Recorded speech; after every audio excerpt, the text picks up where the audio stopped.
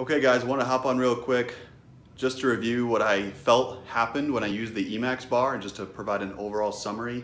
My name is Dr. Chad Kuntz. I'm a sports physical therapist, founder and owner of Prime Movement. We help people get back to working out harder than ever, despite having had injuries, despite getting older, trying to avoid surgeries. We've actually partnered up within a gym, and so it's really important for us to find any tool possible to help people keep working out. So I bought the Emaxx bar and I took it for a run today. I took it through all kinds of exercises. And I'm gonna be honest, and I've lifted now for 13, 14 years consistently. I've competed in a few different bodybuilding shows. And let me tell you, all in all, it was a great experience for me. I particularly felt a lot of intercostal, a lot of trunk muscles that have fired today that, man, I don't know if I've ever felt those muscles fire. I've traditionally found and utilized a traditional bodybuilding type of workout, split workout. I've definitely gotten more functional as I've gotten older and gotten into more of a physical therapy-like background, but I still like to go heavy and work out hard. So a couple of the cons is that, like with the deadlift, you have to start pretty terminal, just because the nature of it is that you need some sort of kettlebells kind of hanging off to add to some level of the perturbation or that instability.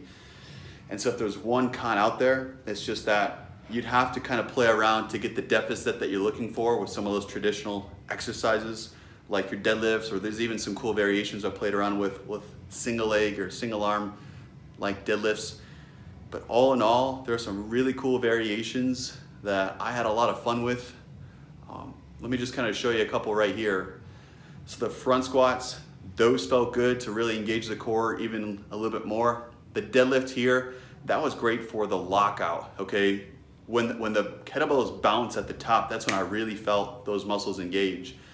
This one was really cool here. So I did a lunge variation when I held it in kind of a suitcase carry, and holy Moses, quads and core, kind of the lateral chain, that fired some of those muscles the best I've ever had.